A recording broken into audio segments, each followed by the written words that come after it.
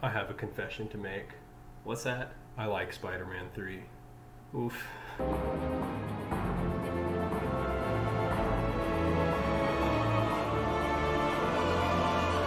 Okay, welcome back. We're here to talk about 2007 Spider-Man 3. It had Tobey Maguire. It did, again, for the last time. Yeah. Let's talk plot story. That is the worst part of the movie. Oh, by far. By far. It's and so bad. It's bad. It's bad. There are...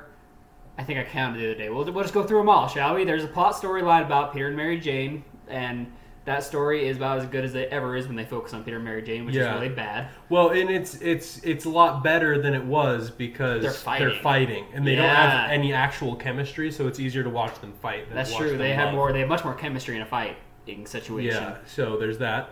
There's also Harry is mad at Peter, and he's taken on his father's powers. Right. As the new Goblin. And then there's Harry loses his memory, and he should probably get that back. Which was a plot hole in and of itself, but we'll talk about that in a minute.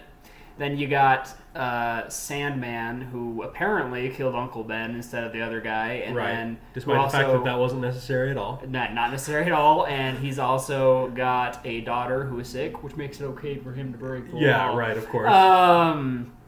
And then there is the black suit. Yep. Which, symbiote landed on Earth. Yeah, symbiote lands on Earth, corrupts Peter, makes him angry and aggressive, which pretty terrible. There's also something about the Daily Bugle with Eddie Brock and Peter Parker's rivalry. Right. Also kind of annoying. Eddie Brock is a really annoying character. Not necessary at all. He's a very annoying character. Then there's a weird love interest with Gwen Stacy out of nowhere.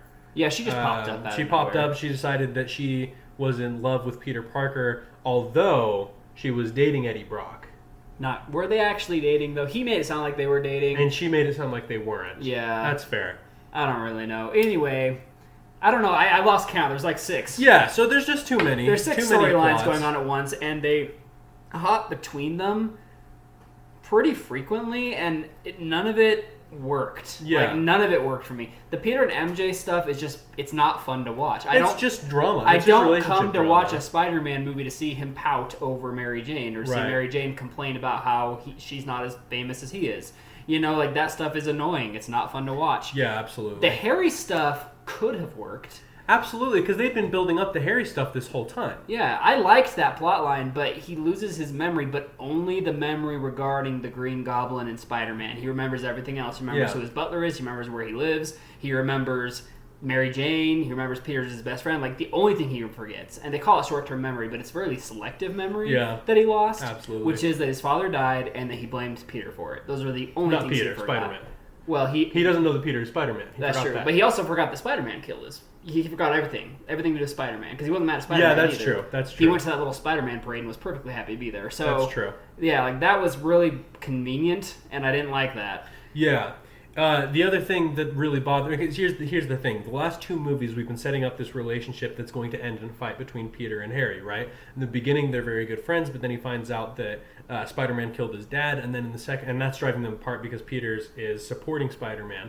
But in the second movie, he's supporting Spider-Man, and obviously Harry hates Spider-Man. And then in the second movie, at the end he learns that Peter is Spider-Man. And so the third movie, the natural climax of all of this would be that he becomes the new Goblin. He is the main villain, and then Spider-Man. And that's how it should have been. And that's how it really should have been that way. But then in the first 10 minutes of the movie, they said, you know what? They even teased it. They're like, hey, look, the new Goblin is here. How fun is that? And then he loses his memory immediately, and they don't talk about it again for the next 2 hours. They take him out of the movie for a couple hours. Or not hours, let's say an hour, and then he comes back, he gets his memory back, and then they have one more fight, and then he's taken out of the movie again until the final battle. Right. Which that was something they did with Sandman had that same thing going for him, where the Sandman had 2 fight scenes with Spider-Man, if you count the first one. That was kind of a lame fight scene, but he gets a fight scene, he loses, he dies, he drowns, and then they bring him back for the final battle. Guess what? He's still alive. Guess what? I forgot he's even in this movie by that point. Absolutely. So it was... And they did the same thing with the symbiote. The symbiote shows up, and then he just chills in Peter's apartment for until the time was right. Until they needed him again. They were just taking people out until it would work, and it just didn't. It felt choppy at all. So I give the plot and story a 1.5, and that was, in my opinion, a little. It was generous. Yeah, I also gave it a 1.5. The reason I didn't give it anything lower was because they did keep things moving, which was nice. That one of the problems I had with Spider-Man 2, which is a much better story, is it felt like it was really slow and meandering in parts. Spider-Man 3 also feels that way in parts, but not as often. So I feel like with their being able to drive it at least forward, I gave it a 1.5, but it wasn't good enough to get a 2 with what they were doing. So terrible plot, terrible way to throw it all together. It did not work for me. True that. Again. Time to take your pill. Not that one. Not that one.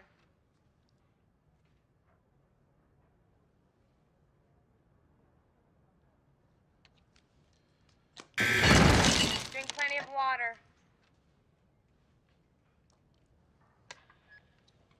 Thank you. The acting in this movie was probably some of the best it's been in this series. That actually surprised me. Yeah. That's Yeah. almost like a guilty pleasure I can say is I like their acting better in this Right. movie. I will say this. A lot of the issues that I had before were the same, just at a lesser degree. Mm-hmm. Aunt May was still really boring to listen to, but Yeah. she did a little bit better. Peter, here's the thing. Here's what I'm saying about Tobey Maguire is that this was the movie that he performed the best. He was. Okay, he gets a lot of crap for his little emo dancing scene, which that was terrible. I'll talk about that. But when you don't... the rest of the movie, his line delivery was actually so much better than it ever has been in the other two. And I kind of feel like Tobey Maguire, whether or not you know this, he's kind of a jerk in real life. He's absolutely a jerk. And in Spider-Man 3, he got to kind of be himself a little bit. That's true. He was That's a good he was point. kind of in his element. Peter Parker is a little bit of a jerk in this movie. Even before the symbiote comes, he's really self-centered. He thinks a lot about has popularity, how famous he's getting. He doesn't really listen to other people. Mm-hmm. That's Tobey Maguire. So to me, like the reason that I think he performed better in this one is he got to be more himself.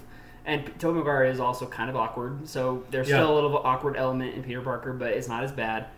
But it worked better for me. I don't love Tobey Maguire as Spider-Man. But never he found will, his element here. But he found his element. He found his element He was here. much better in this one, outside the weird dancing scenes. Well, let me talk about that for a minute, because I grew up watching this movie and seeing that scene and being like, that's ridiculous, nobody would ever do that. But then I lived in New York, and I realized that people do stuff like that, and the reactions are pretty similar. It's people being like, what?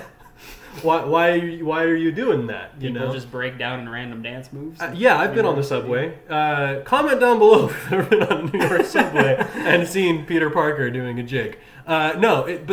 People do. They perform. They do their street performance. Some of them are dancing, although they're a lot better than that. But the reaction is often very similar. You either ignore it because you don't want to give the person money, or you watch it and you smirk because it's hysterical. Somebody should have thrown cash down at his feet. Oh, that would have been super funny. That would have been so funny. That would have been super funny. But they didn't do that. But I will say this.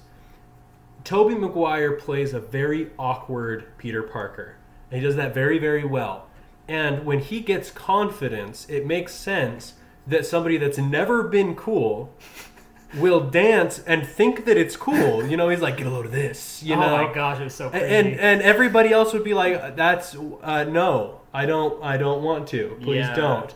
But he thinks that it's cool. So I'm going to defend that scene. It was still really hard to watch, but I don't think it was like as bad as most people say. I will also say I feel like James Franco found his element in this movie James more Franco than he had in the last two. James Franco was always the better of the three main characters in my opinion, but he definitely was best in this one. Even Kristen Dunst, who I still don't love. Don't love. She was better in this one than she was in the second one, to me, in my opinion. I think that's fair. And again, I think a lot of it comes down to the fact that there was no romantic chemistry between those two, and they didn't have to force it. They didn't have to force it. It worked a lot better. I think that the guy that played the Sandman was really flat and monotone. He had very little expression on his face at any given time. Could have been replaced by AI. Sandman honestly should not have been in the movie.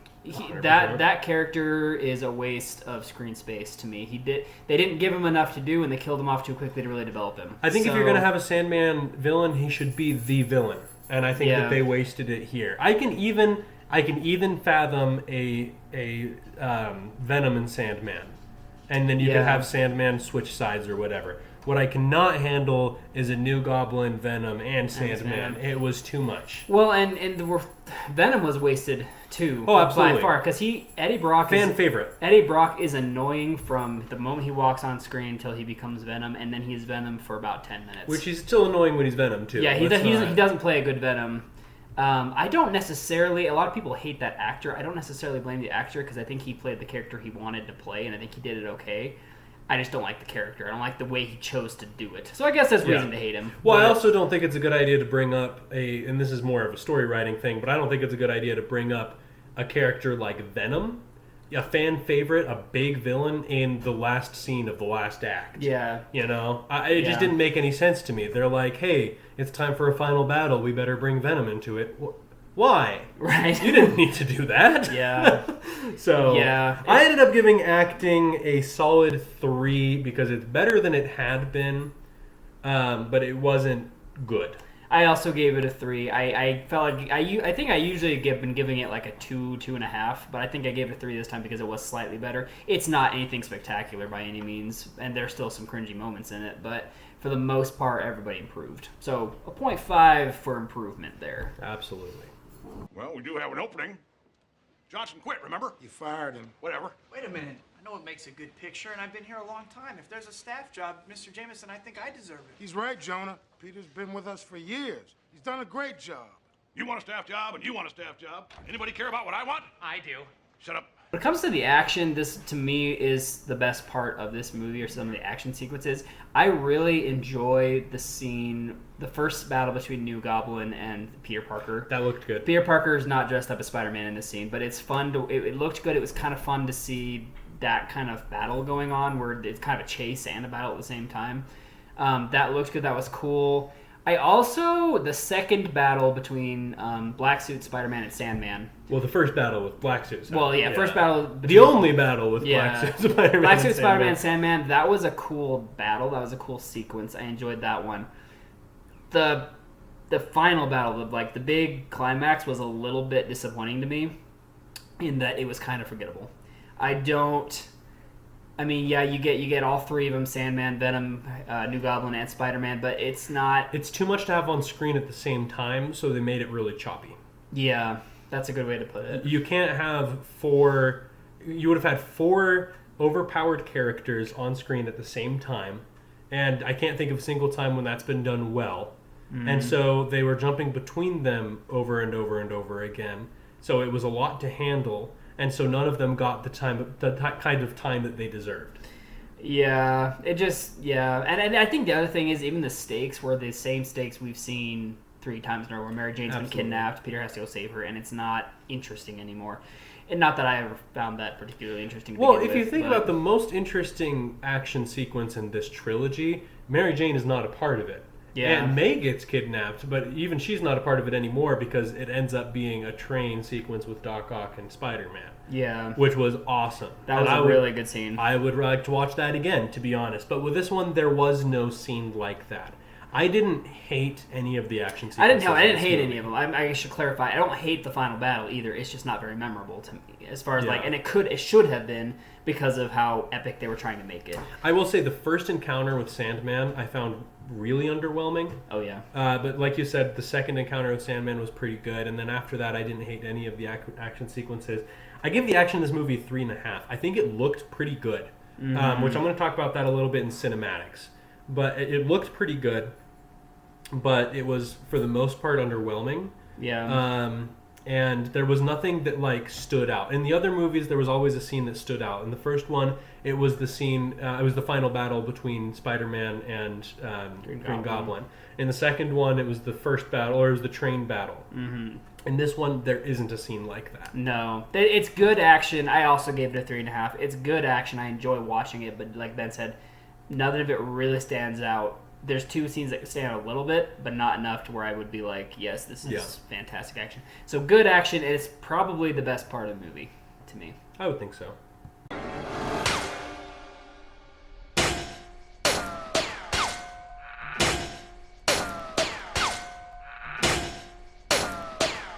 Cinematically, this movie left a little to be desired. It had moments of being very good. I will say, We touched on this in the action. Everything looked amazing. Yeah, it looks really good. In all of the action. Spider-Man's swinging looked better than it had in the previous movies. Although he never really did it for leisure. No. But like when he was in battle, his swinging looked fantastic.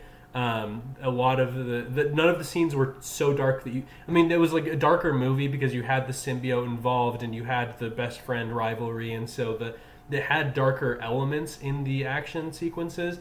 But it was never so dark that you couldn't see it. So that was a big plus for me. The issues that I had with this movie, a lot of which are the way that things look. I think that Sandman looks awful. Yeah. And I think that the black-suited Spider-Man looked really good the first time we saw it. And then after that, not as much. And that's where you and I differ a little bit. I actually do like the way the black-suited Spider-Man looks. He's mostly shown it at night, which makes him look better. In the daytime, I think there was maybe 1 or 2 shots of him in the daytime, and he looks a little funky because he's in a black suit in the middle of the sunlight. I think they did a good job looking at that. I actually really enjoyed, like, the camera shots were all really good. The set was really good.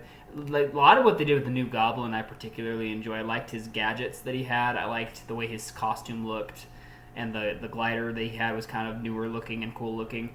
What holds it back a little bit for me is Peter himself when he's under the black suit influence. They put too much eyeshadow or eyeliner on his eyes, and that didn't look good. And I hate the way he combs his hair in front of him. I know he's going for a look, but it didn't work for me. That was the other thing I was going to point out. His makeup and hair design. Makeup and hair was a little off. Yeah, it wasn't great. Yeah. For the most part, the other thing I will say is Eddie Brock had a similar issue, just way too much eyeliner. Yeah. I don't think he had as much eyeshadow, which was better, but there's no way those are real lashes is what I'm saying, okay? Yeah.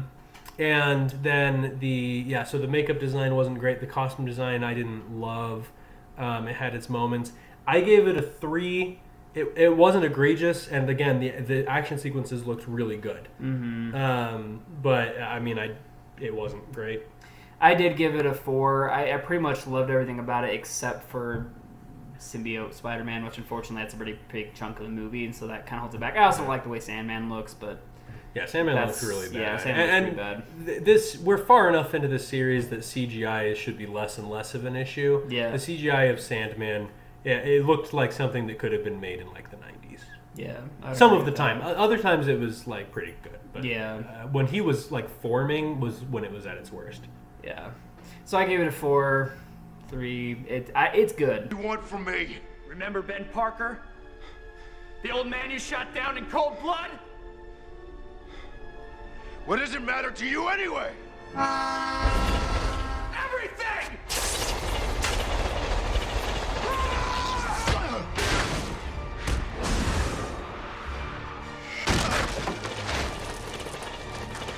When it comes to the entertainment, that is again where I struggle a little bit with this one, and I don't know if it's just because the plot line is so all over the place, but I do find myself struggling to get through this one a little bit more than not terribly. I can watch it, but by the end I'm ready for it to be over. Like I'm really ready for that one to end. And there are a lot of parts of it where I'm like, most of the time with Aunt May, to be honest, when Aunt May comes on screen, where I'm very bored. They give her a lot of monologues. Yeah, at least 2 monologues. She's not even in this one very much, but I still found her really boring. But also, I think it really is just because it bounces around too much. You're just kind of tired. By the time the movie's over, you're kind of tired of it and sick of it. It's entertaining enough to watch every now and then, but I can't watch it very often. I'm going to tell you this. I like this movie. I've seen it several times. I recognize that it is flawed, but that doesn't make it like significantly less entertaining. This particular time, though, I was less entertained than I had been in the previous probably 4 or 5 times that I've watched this movie. And I think that part of that is just about the amount of times that I've watched it. Yeah. I was just getting tired of it. But it did feel long, and it bounced around a lot, and if you're only looking at the action sequences, this would be another movie where if you had something else going on, you could turn it on and have a good time. Yeah. Like if you were in a hotel cooking dinner Yeah. Why is it always a hotel? I don't know. Memories, I guess. Yeah. But if you were like cooking dinner, you could have it in the background so that you can be distracted the majority of the time and then look up during the cool scenes. Yeah, I would agree with that. There are scenes that are very entertaining, and then there are scenes that are not. Which is actually why I gave it a 2.5. I gave it 2.5. Yeah, I feel like there were times I'm like, this is a really good scene. I like this scene, but then it would jump to another scene that I really didn't like. So a 2.5, which to me, all my scores added and averaged together, I gave it a 2.9. So I almost got to the point where I could say I like the movie. Not quite there, but almost. And that is higher than I expected to give it, to be honest with you. I did not like this movie at all growing up, but I appreciated more about it. And I don't think it quite deserves as much hate as it gets. There's a lot that's weak about it for sure. But there is actually quite a bit that's decent. Not great, but decent about it. Here's the thing. So altogether, I gave it a 2.5, and I think that because I can watch this movie and enjoy it. I think that the reason that I'm so hard on it is because it's a wasted potential. I would agree with that. This trilogy built up to be something great, and then they fumbled it on the third movie. They just couldn't hold it together. Had they taken their time to make a better movie here, and if they had not thrown Venom in. If they had just had the new Goblin, if they felt like they needed to band them together again, they could have thrown Sandman in the mix. Just don't make him good. Yeah. If they had made, let's pretend for a minute that they had made the new Goblin the main bad for the first 2 acts. For 2 acts, he'd been the main bad.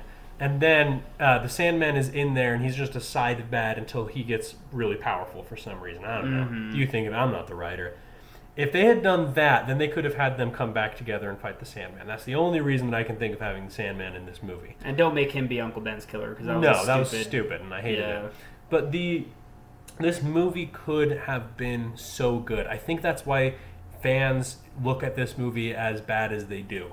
I know that they all like to make fun of the Peter Parker dancing scene. I think we could forgive it if the rest of the movie was good. Yeah. But they didn't do that because they wanted to throw Venom in there. And I understand that he's a fan favorite and that probably got a lot of people to the screen, but you don't want to get him to the silver screen once. You want to get him back. Right. And so I just couldn't justify any higher than 2.5 because of the wasted potential. And that's fair.